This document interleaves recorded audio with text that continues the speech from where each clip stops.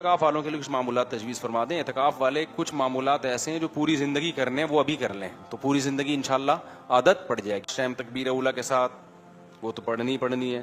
دوسرا کام یہ کرنا ہے, رات کو تہجد کا معمول 2 رکعت سے لے کے 8 رکعت, تو درمیان ہے 4 رکعت, تو کم از کم 4 رکعت تو پڑھیں نا. اور اس کے بعد دعا مانگنے کا معمول, رات کے آخری حصے میں دعائیں بہت قبول ہوتی ہیں. دل لگے یا نہ لگے آپ نے عادت ڈالنی ہے. دیکھو جب بھی آپ کوئی کام شروع کرتے ہیں شروع میں جوش ہوتا ہے, پھر وہ جوش آہستہ آہستہ ختم, پھر بوریت, یہ اس کی علامت ہے ابھی عادت نہیں پڑی. پھر آہستہ آہستہ یوز ٹو ہو جاتے ہیں, عادت پڑ جاتی ہے لیکن وہ جذبات نہیں رہتے. یہ جو عادت پڑ گئی نا, کام ہو گیا بس, یہ اصل کیفیت ہے, سمجھتے ہو؟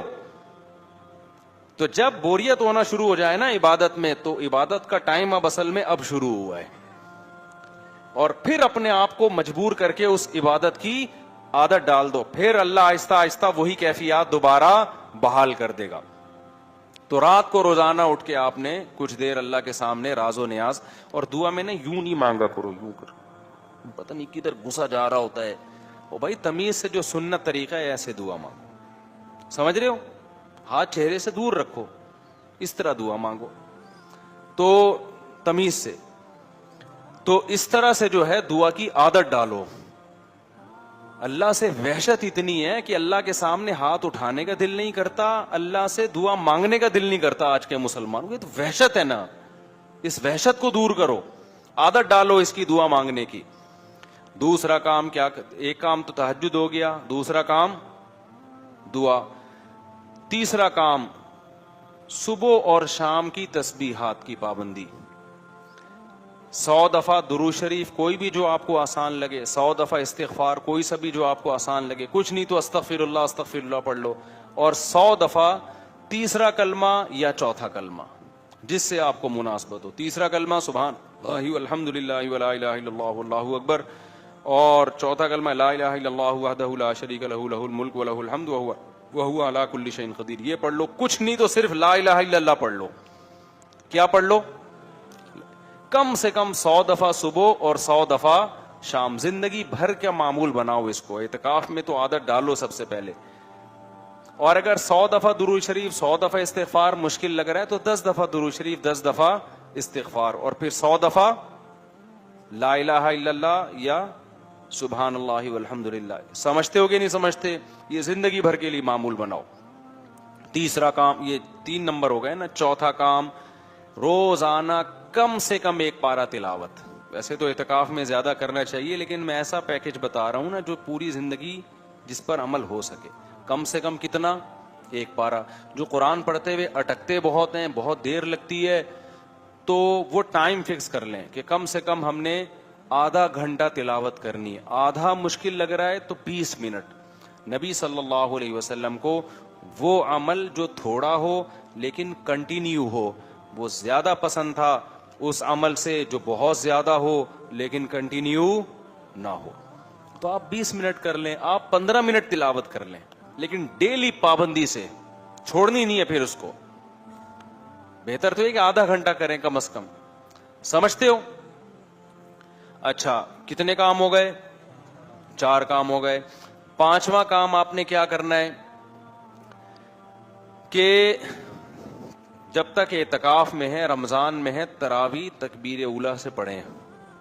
اس میں سستی کا نہ ہو. بیٹھے ہوتے ہیں وہاں, کوئی وہاں پڑا ہوا ہوتا ہے, کوئی ادھر کلا بازی کھا رہا ہوتا ہے, کوئی جیسے امام رکوع میں جاتا ہے بھاگتے ہوئے آتے ہیں. تو تمیز سے پڑھ لو یار, تھوڑے دن تو ہیں آپ کو, کون سا کوئی بھاگے جا رہے ہو. اور ایک اور اہم بات یہ کہ جن لوگوں کی تجوید ٹھیک نہیں ہے, قرآن پڑھنا نہیں آتا, تو یہاں مولانا صفی صاحب ہیں, ہمارے شاگرد ہیں, مفتی بھی ہیں ماشاءاللہ, ان کو مذہبی امور کا وزیر بنایا ہے میں نے. وہ وفاقی مذہبی امور سمجھ لیں آپ, وزیر. تو وہ اعتکاف والوں کے لیے, تو جتنے مسائل پوچھنے ان سے پوچھ لیں آپ, اور اللہ بھلا کرے آپ کا. ان سے تجوید بھی سیکھ لیں. وہ قاریوں کو متعین کر دیں گے جن کو تجوید آتی ہے, تو ڈولیاں, وہ جو ہے نا وہ کیا کہتے ہیں,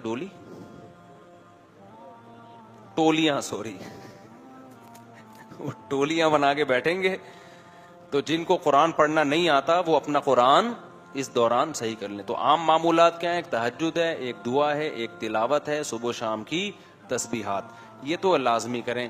پھر کچھ غریبیاں ہیں، اشراق کی بھی عادت ڈال لیں، نہیں تو کم از کم اعتکاف میں تو پڑھیں نا. زندگی بھر کی عادت ڈالیں تو بہت اچھی بات ہے. اسی طرح پھر مغرب کے بعد نبی کا معمول تھا 6 رکعت پڑھنے کا، 2 سنت مؤکدہ، پھر 2 نفل، پھر 2 نفل، تو یہ معمولات بھی کر لیں. عام دنوں میں مشکل ہے تو کم از کم اعتکاف میں کر لیں.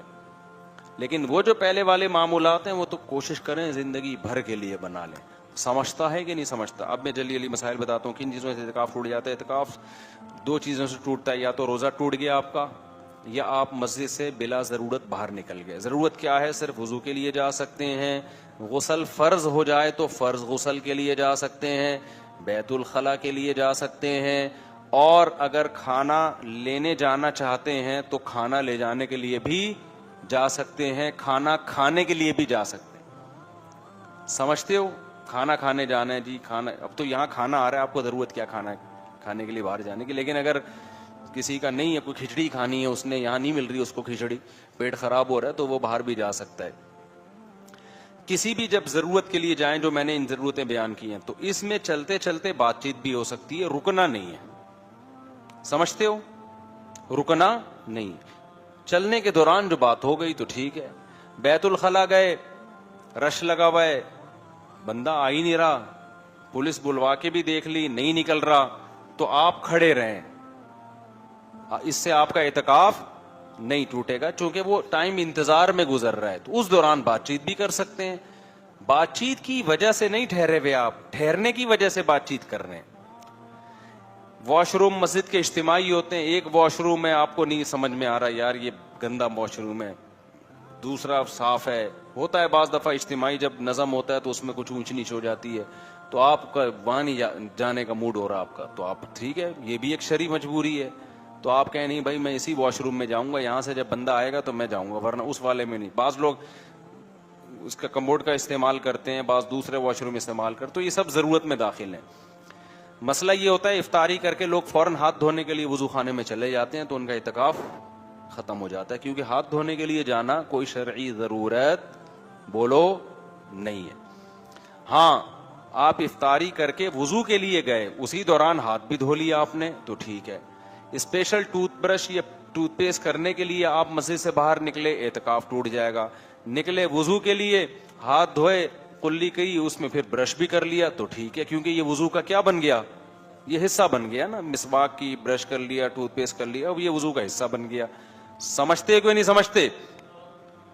وضو کے لیے گئے، وہاں کوئی بندہ بیٹھا ہوا ہے، آپ نے وہاں بیٹھنا ہے تو اس کے انتظار میں کھڑے ہو تو اعتکاف نہیں ٹوٹے گا.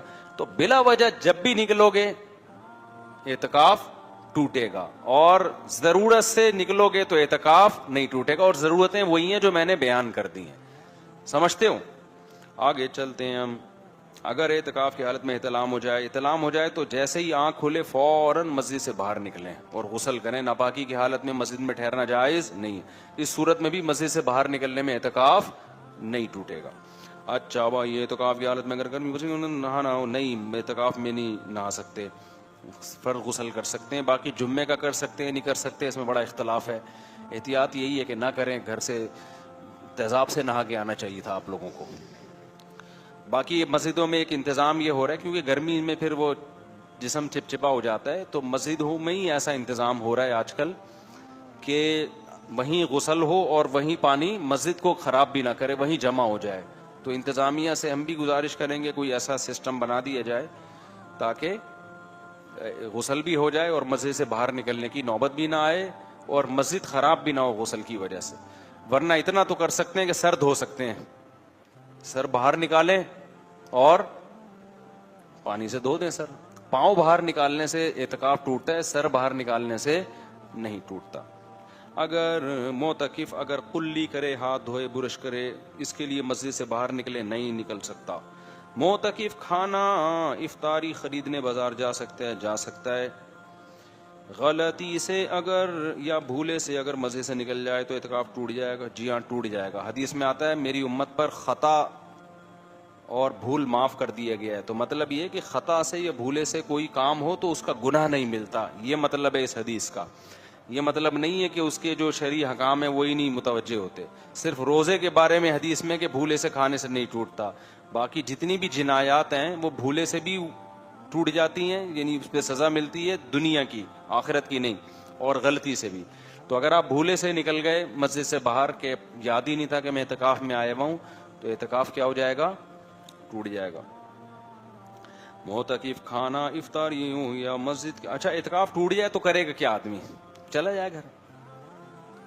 تو جس دن کا اعتکاف ٹوٹا ہے نا اس دن کی قضا اس پر واجب ہے. تو اگلے مسجد میں آ جائے اور پھر کیا کرے, مغرب سے پہلے نیت کر لے کہ کل جو میرا آج جو اعتکاف ٹوٹا تھا یا کل رات جو ٹوٹا تھا تو میں نیت کرتا ہوں اس کی ایک دن کی قضا کر رہا ہوں, اور پھر مغرب کے بعد اس قضا کی نیت سے بیٹھ جائے, 24 گھنٹے پورے کر لے, وہ قضا کیا ہو جائے گی, کیونکہ جس دن ٹوٹتا ہے نا اسی دن کی قضا واجب ہوتی ہے. تو ایک دن کی قضا اس پر کیا ہو جائے گی, واجب ہو جائے گی. تو ایک دن کی قضا کر لے اور پھر نفلی نیت سے بیٹھ جائے, کیونکہ ایک نیت کی ہے مسجد میں بیٹھنے کی, اب غلطی سے ٹوٹ گیا, اب گھر جا رہا ہے تو بیٹھ جائے. بھائی مسجد کو سب بیٹھے ہوئے تو کیوں نہیں بیٹھ رہا ہے یہاں پہ, تجھے کیا تکلیف ہے, اللہ اللہ کر لے بیٹھ کے, اب آیا اللہ کے لیے قربانی دے کے. اور یہ تو فقہی حکام ہے کہ ٹوٹ جاتا ہے, اللہ کی نظر میں تو چونکہ غلطی سے ٹوٹا ہے تو ہو سکتا ہے نفلی اعتکاف سے کے لیے بیٹھ جاؤ, اللہ ثواب کون سا دے, پورا سنت والا ثواب دے دے کہ بھائی اس بیچارے کو پتہ نہیں تھا. آگے چلتے ہیں ہم, مسجد کے آداب کے بارے میں بتا دیں. مسجد میں ہنسی مذاق اس طریقے سے کرنا کہ پتہ ہی نہ چلے کہ یہ گٹکے کی دکان پہ بیٹھا ہوا ہے یا مسجد میں بیٹھا ہوا ہے, یہ بہت بری حرکت ہے. سمجھتے ہو, یہ نہیں کہہ رہے ہم کہ آپ چپ بیٹھے رہیں اور کوئی بات چیت ہی نہ کریں, ایسا نہیں ہے, لیکن تہذیب کے دائرے میں. اگر مزاح بھی آپ کر رہے ہیں تو تہذیب کے دائرے میں, ہاں ایسی ایسی ہنسیاں نکالنا جیسے وہ گٹر کے ٹھکانوں پہ نہیں لوگ بیٹھے ہوئے ہوتے باتیں کر رہے ہوتے ہیں, یا چیخو پکار, ابے ہوئے ادھر آؤ ادھر آؤ, اس طرح کی چیخو پکار نہ کریں, یہ بہت سخت بے ادبی کی بات ہے.